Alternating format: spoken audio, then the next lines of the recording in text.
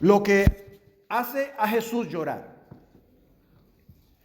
La semana pasada estuvimos hablando sobre la confesión que vale un tiquete al cielo. Esa fue la parte número 7. Nos preguntamos sobre la resurrección, qué significa, y hicimos la pregunta de $1.000.000. ¿Crees esto? Y con eso nos fuimos a la casa. Hoy entramos al clímax de la historia. Jesús llora ante la tumba de Lázaro. Y nuestro texto principal en el día de hoy es Juan capítulo 11 y el versículo 28. Juan 11, 28. Habiendo dicho esto, ¿qué fue lo que dijo? ¿Qué quedamos la semana pasada? Hizo una confesión de que tú eres el Cristo, que tú eres el Mesías. Dice, habiendo dicho esto, fue y llamó a María su hermana, diciéndole en secreto, el maestro está aquí y te llama. Y ella, cuando lo oyó, se levantó de prisa y vino a él. Jesús todavía no había entrado en la aldea, sino que estaba en el lugar donde Marta la había encontrado. Entonces los judíos que estaban en casa con ella y la consolaban, cuando vieron que María se había levantado de prisa, ella había salido, la siguieron, diciendo, va al sepulcro a llorar allí.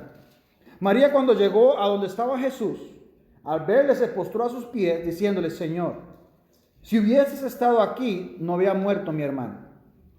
Jesús entonces, al verla llorando, y a los judíos que la acompañaban, también llorando, se estremeció en espíritu y se conmovió. Y dijo, ¿dónde le pusiste? Le dijeron, Señor, ven y ve. Jesús lloró. Dijeron entonces los judíos, mirad cómo le amaban. Vamos a orar en esta mañana. Señor, yo te pido, Dios, que me ayudes esta mañana por esta palabra. Señor, abre el entendimiento de todas las personas, ten misericordia de nosotros, de ellos, mi persona, para que vean la verdad de tu palabra, puedan mostrarnos las perlas preciosas que tienes para nosotros. Úsala, Señor, para tu gloria, para que crean en ti, Dios. Necesitamos que nos hables, Señor, esta mañana. Morimos de hambre, te necesitamos, te confesamos que somos nada sin tu presencia, sin tu palabra que es viva en nuestro corazón. Ayúdanos a salir transformados de este lugar. En el nombre de Cristo Jesús. Amén. Lo que hace a Jesús llorar. Punto número 1. El secreto más valioso que debe ser contado. Dice el versículo 28, que habiendo dicho esto, ¿qué es lo que habían dicho? Marta hace una confesión, le dice, tú eres el Cristo, tú eres el Hijo de Dios. Ese es un tiquete al cielo. Porque muchos hablan de un Jesús, pero debe ser un Jesús de las Escrituras. No un profeta más, no un buen maestro. No, tú eres el Cristo, tú eres el Hijo de Dios. Fue y llamó a María, su hermana, diciéndole en secreto, el maestro está aquí y te llama. Como vimos la semana pasada, Marta hace una confesión de fe. Una confesión de fe, no un tiquete que me lleva al cielo. Vean, yo lo dice de niño, no. Una confesión de fe verdadera, no como aquellos que dirán, Señor, Señor, en tu nombre hicimos milagros. Nunca os conocí, apartados de mí, hacedores de maldad. Nunca os conocí. Palabras terribles que ningún ser humano quiere escuchar. Pero Marta hace una confesión de fe verdadera. No solo dice que Jesús es el Salvador porque quiere ir al cielo. No, dice que Jesús es el Señor. La gente le gusta ir al cielo, pero empieza desde aquí. Eres el Señor. Como Pablo en la conversión. Señor, ¿qué quieres que yo haga? Es todo o nada. Él no vino por una semana santa al año, no. Él vino por una vida santa. Marta sale de la presencia de Jesús y fue y llamó a María, su hermana, diciéndole en secreto, nos dice el escritor Juan, el maestro está aquí y te llama. María se había quedado sentada en la casa. La presencia de tantos amigos, la ausencia de su hermano recién fallecido, había hecho mella en la fortaleza física y se sentía cansada. Pero Marta había tenido un encuentro con Jesús. Así cada uno de los que hemos tenido un encuentro personal con Cristo, no nos podemos quedar callados. Su hermana está quebrada en dolor. El vecino es un alcohólico. La hermana está sufriendo, está en dolor, con desesperación, con hijos rebeldes. Necesitamos compartir aquel que está allá cerca de nosotros. Su hermana también debe saberlo. Su familia también debe saberlo. Marta le dijo a María que Jesús, el maestro, no cualquiera, el maestro, le estaba llamando. Evidentemente él quería tener una conversación privada con Marta. Es que la decisión no es en familia. Es una puerta y entra uno por uno. Mami puede ser salva, papi puede ser salvo, pero nadie te va a salvar. Es uno a uno. Ellos no van a estar allá arriba para que tú des cuentas. Él quería tener una conversación privada con Marta. Su propósito era probablemente consolarla, instruirla. El maestro es un término notable, porque no es normal que un hombre, en ese momento un rabino judío, instruyera a una mujer. Los hombres ponen reglas, ponen normas, pero a Dios no le importan las reglas. Por eso existen iglesias legalistas. ¿Qué son legalistas? Una persona que pone normas, pero no tiene base bíblica. Se les ocurrió a un pastor, a un hombre. Yo recuerdo cuando yo era niño que mi pastor me decía, en mi país, Costa Rica, la televisión es del diablo. Y años sin ver televisión. Pero un día me tocó ir a comer a la casa de él. ¿Y qué es lo que veo en la sala? El ojo del diablo. ¿Y qué pasó? Ah, no, es que ahí está mi suegra. Ah, entonces no tenemos principios, nos acomodamos a la gente. Reglas de hombres nunca duran, porque no tienen base bíblica. El maestro es un título notable. No importa, mujer, quien tú seas. A Dios no le importa tu pasado, pero si está en el presente, tú tienes un futuro. Tú tienes un futuro. Punto 2. Si Dios le llama, obedezca de inmediato. Ella, versículo 29, ella cuando lo oyó, se levantó deprisa y vino a él. Cuando Marta oyó el mensaje de su hermana, ella se levantó deprisa, no se quedó pensando, no hizo una encuesta, ¿qué dirá mi hermano? ¿Qué dirá mi hermana? ¿Qué dirá mi papá? No, ella se levantó y fue al encuentro de Jesús. La prisa con que acudió María al llamado de Cristo. Dice el texto, ella cuando lo oyó, se levantó deprisa, vino a él, no puso un escáner, no puso una columna del precio que me iba a pagar, se levantó. Y la palabra que dice que él vino, que ella vino, cuando Dios se levantó deprisa y vino, el significado clásico es venir e ir, pero este verbo pretérito imperfecto aquí es muy gráfico, pues se describe una continua, aunque rápida marcha hacia Jesús. Ella no se detuvo. No es tiempo de pensar en consecuencias, no es tiempo de dolor ni juntar las lágrimas. Levántese y vaya camino al maestro. Ella no se detuvo en su caminar. La gente le gritaba, ¿dónde vas? No importa, no es la mirada, sino la mira en el maestro. Pon la mira en el maestro, deja. Muchos van a quedar muertos en el desierto. Enfócate en ti, veando al maestro. Esto no es una carrera de velocidad, es una carrera de resistencia. Se había levantado donde estaba. Su objetivo era alcanzar la meta que era el maestro. Juan describe aquí una acción muy gratificante, imponiendo rapidez al relato. Marta sale de su confort, cómoda en su casa, porque hay que bajarnos a veces de la barquita de la comodidad y caminar sobre el agua. Solo los grandes lo hacen. Marta sale de su confort y corre el camino del Señor. Me imagino al maestro caminando hacia donde estaba María. ¿No es cierto? ¡Ay, qué encuentro maravilloso! Ahora, pero no fue así. No fue así. Jesús se quedó en el mismo lugar. Y eso nos hace una pregunta. ¿Por qué se había detenido Jesús allí? En el punto 3, cuando Jesús no se mueve, yo soy el que tengo que moverme. Él espera una acción de parte mía. Si Moisés ve la zarza arder, las zarzas arden todo el día hasta el día de hoy en el desierto. Eso no es sorprendente. Pero si tú ves una zarza arder constantemente, muévete. Si él no se hubiera movido, no hubiera escuchado de Dios. Si eso escucha, cuando la predicación el domingo, sea impío o creyente, el cielo se abre, el Espíritu habla a todos. Pon atención. Porque este puede ser tu última oportunidad. Es el lugar donde Dios te está llamando. Él espera una acción de parte mía. La fe tiene piernas. Santiago decía que es aquel que dice que tiene fe, pero no tiene obras. Porque las obras vienen después de la fe, no antes de la fe. Jesús nos Jesús no se mueve. Vea el versículo 30. Jesús todavía no había entrado en la aldea, sino que estaba en el lugar donde Marta le había encontrado. Jesús estaba en Betania, versículo 18, no se había movido el lugar donde había tenido lugar el encuentro con Marta. ¿Por qué? Marta allí lo dejó, se fue en busca de su hermana, que es lo primero que tenemos que hacer cuando encontramos una pela de gran precio. El primer lugar donde tenemos que ir es donde papi, mami, familia, hijos, hermanos. Es nuestra familia. Necesitan un encuentro con el maestro. Tu vecino no le va a presentar al maestro, tienes que ser tú.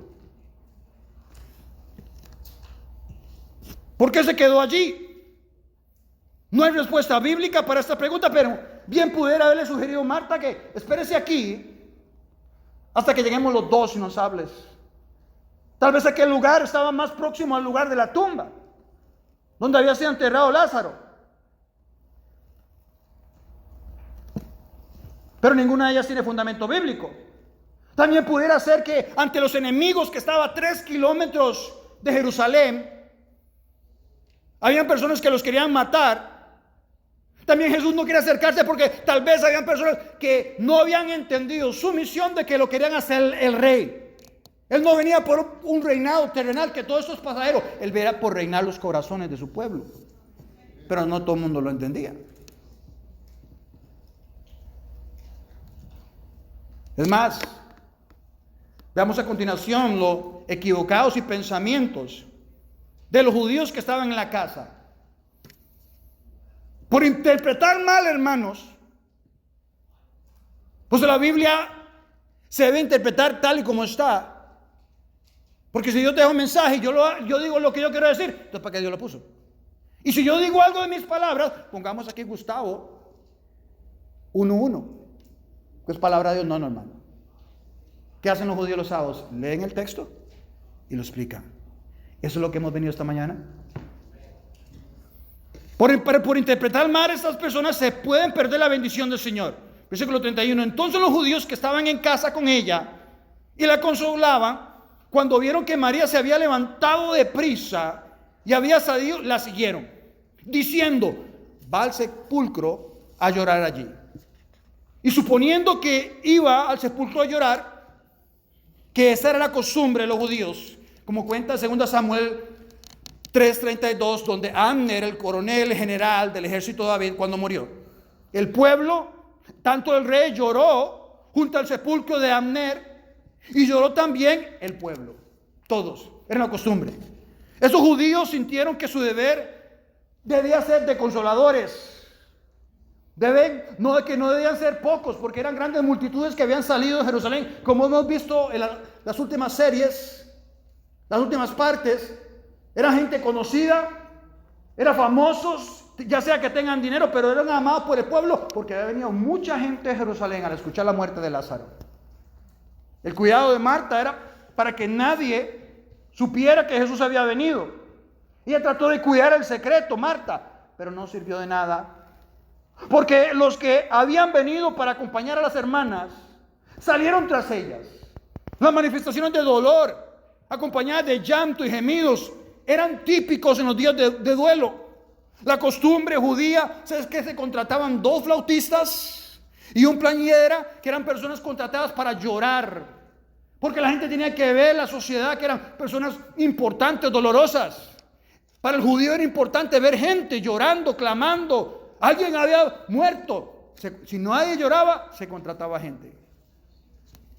Una vez más, Dios orquestó en su soberanía las circunstancias para ajustarlas en su propósito perfecto, asegurando un milagro de que Jesús fuera a atestiguar no por solo la familia de Lázaro, sino por un grupo grande que eran mismos enemigos y conocidos del Señor.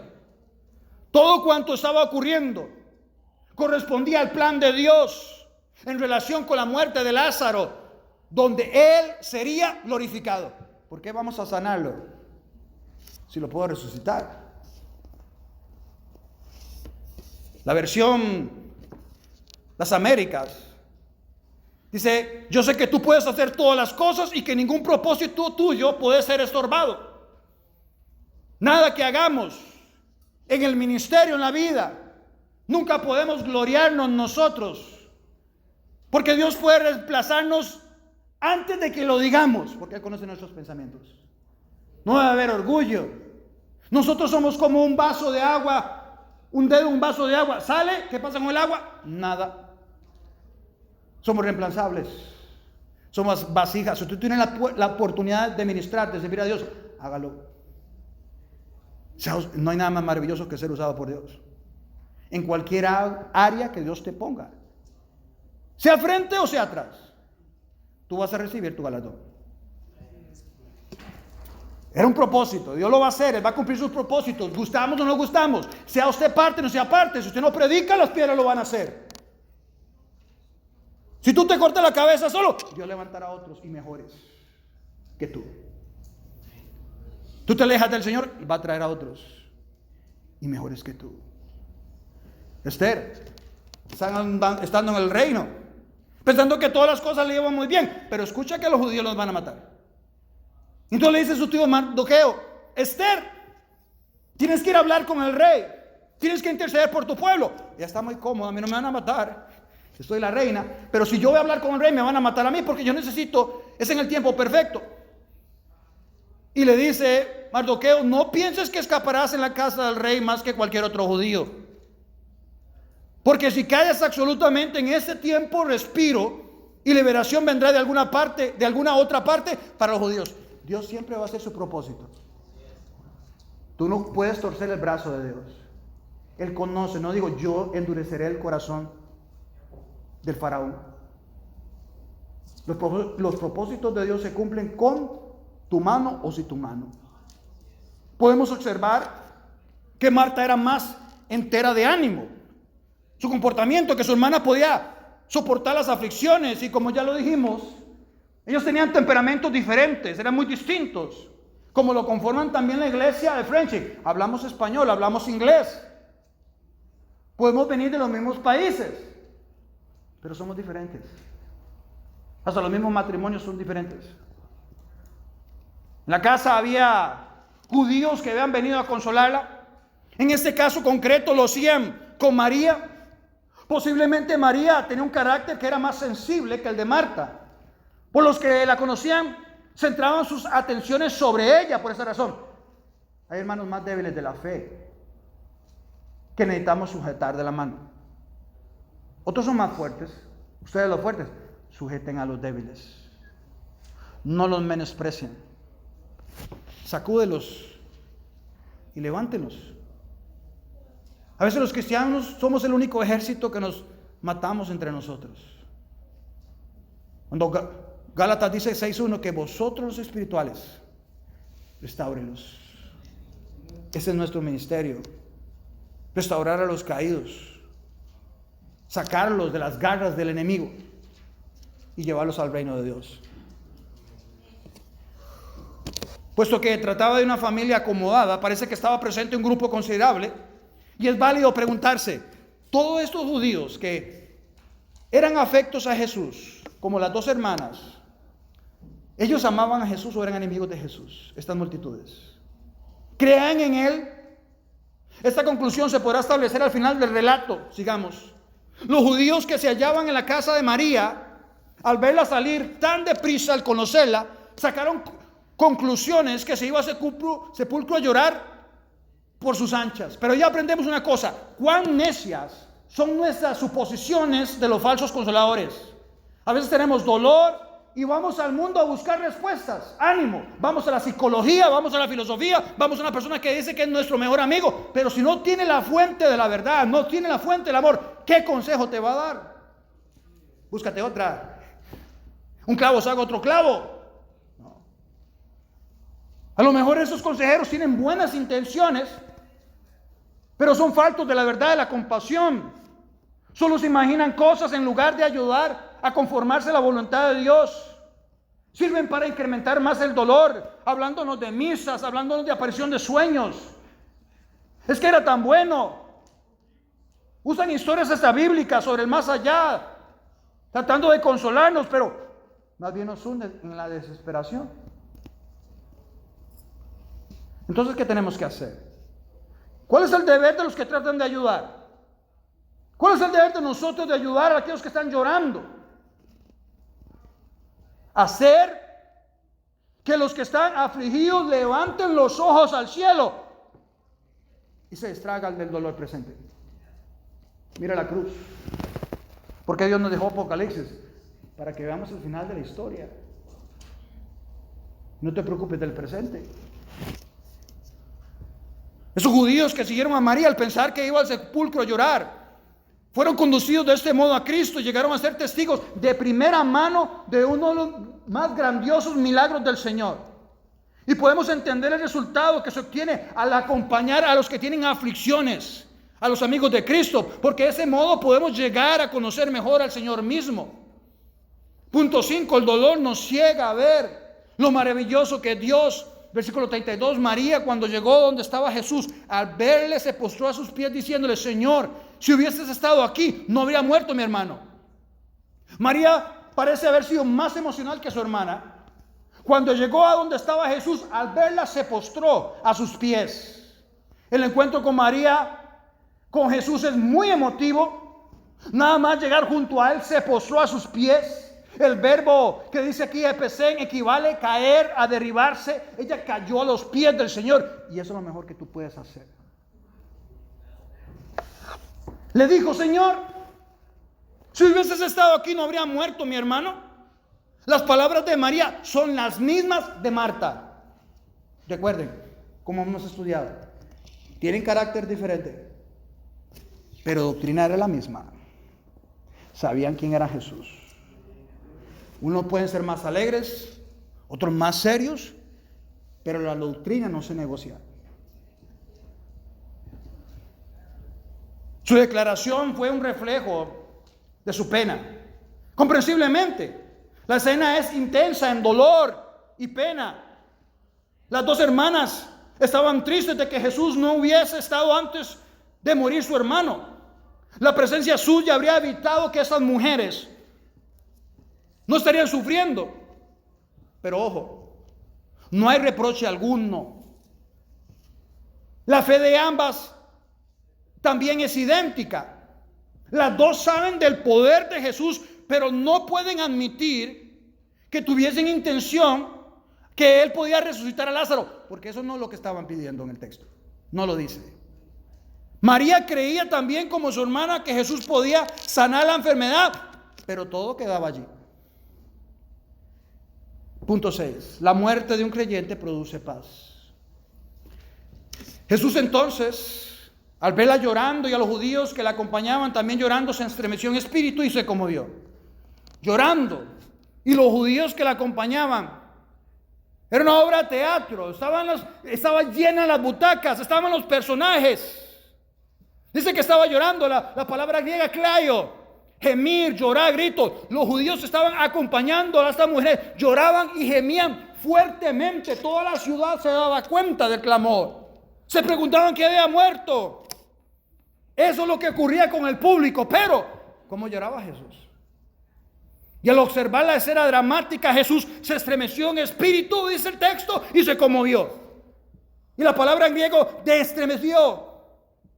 Dice que se tradujo mal por mucho tiempo por algunos comentaristas bíblicos, diciendo que él se puso triste, pero la verdadera interpretación de este versículo es que tuvo cólera, tuvo indignación por suspirar, por disgusto, ira, estuvo enfadado, tuvo indignación. Jesús parece haberse enfadado, no solo por la horrorosa realidad del pecado y la muerte, sino por los dolientes que actuaban como impíos sin esperanza. ¿Has ido a un funeral de un creyente? ¿Has ido a un funeral de un impío? Son diferentes. Son diferentes. Dice 1 Tesalonicenses 4:13: tampoco queremos, hermanos, que ignoréis acerca de los que duermen. Los cristianos no mueren, recuerden, duermen. Para que no os entristezcáis como los otros. que no tienen esperanza. La muerte para nosotros no es el final, es el principio, es el comienzo de la eternidad. Toda lágrima va a estar seca. Dice Apocalipsis que las primeras cosas pasaron. Se estremeció en espíritu y se conmovió, enfatiza aún más la intensidad con que el Señor reaccionó. Y Jesús pregunta: ¿dónde le pusiste? Versículo 34. ¿Dónde le pusiste? Y ahí vamos al punto 7. Solo Jesús controla las situaciones aparentemente imposibles. ¿Dónde le pusiste? Le dijeron: Señor, ven y ve. No está definido a quién se refiere la expresión plural, le dijeron.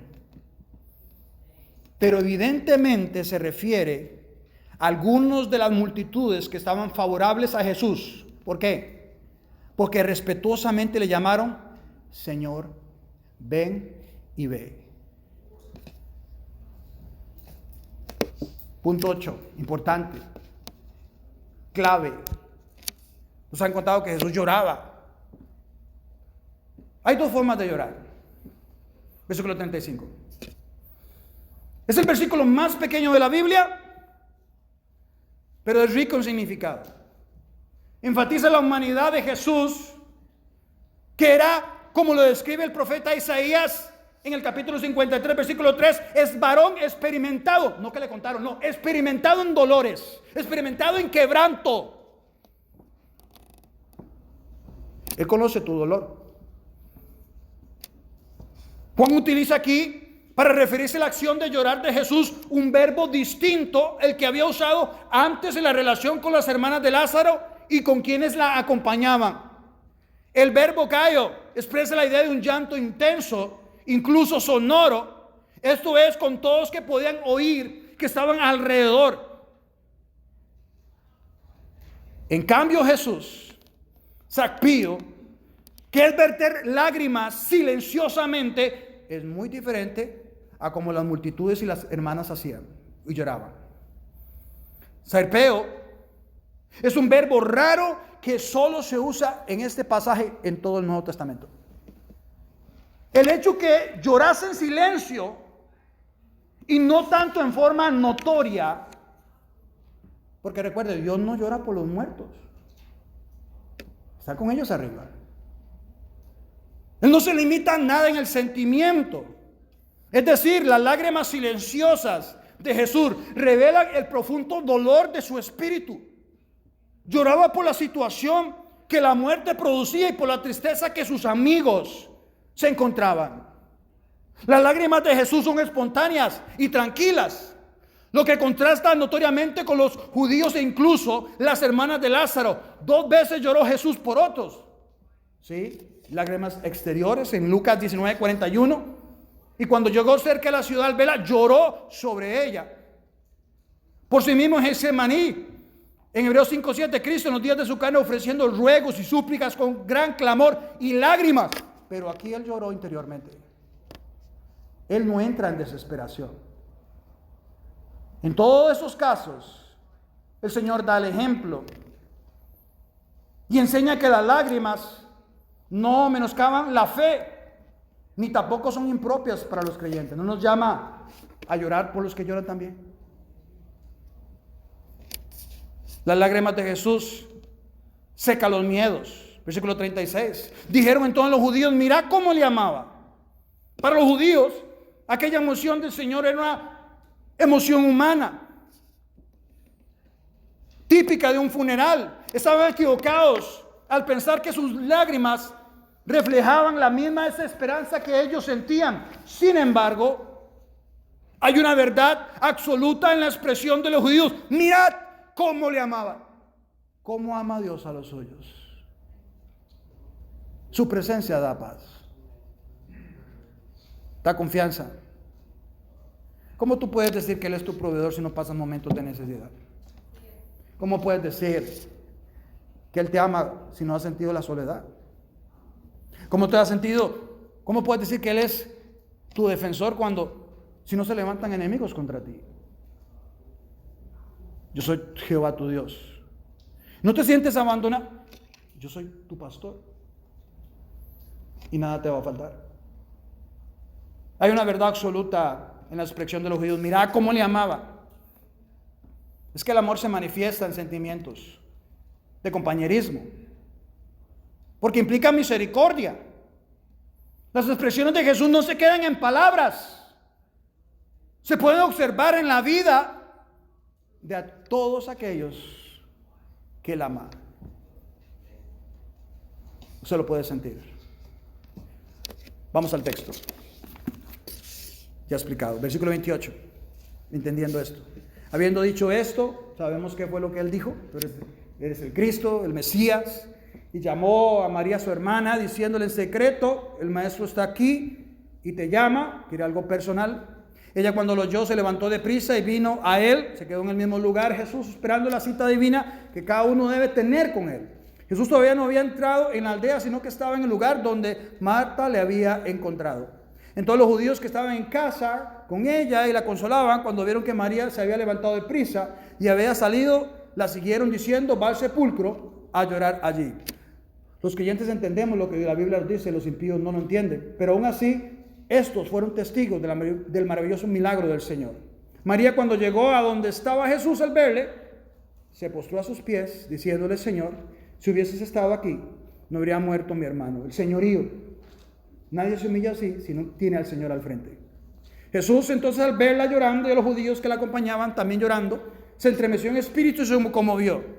Muy diferente la reacción de un impío de una persona que conoce las Escrituras. El Señor reaccionó muy diferente porque Él conoce todo el plan. Y dijo: ¿dónde le pusiste? Le dijeron: Señor, ven y ve. Habían creyentes conversando y admitiendo su posición. Y en ese momento el que decía que Jesús era Señor, le ponían una X. Ellos no les dio miedo hacerlo. Jesús lloró. Ya sabemos lo que fueron sus lágrimas silenciosas. Dijeron en todos los judíos: mira cómo le amaba. Y algunos de ellos dijeron: no podía este que abrió los ojos al ciego haber hecho también que Lázaro no muriera. Ahora el escenario está preparado para que el Salvador compasivo mostrara de forma visible su afirmación de ser la resurrección y la vida. La comida está lista. La próxima semana Jesús demostrará su convincente poder sobre la muerte y la resurrección de Lázaro. Vamos a orar. Señor, te doy gracias por tu palabra transformadora, que podemos ver que tienes el control de todo.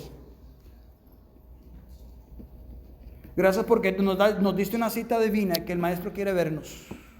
Bendito ese momento que nos llamaste. Que tú nos llamas a reflexionar sobre nuestra vida privada hoy. El caminar contigo no anda bien. No nos detengamos, corramos al llamado de Dios. Confesémosle nuestros pecados.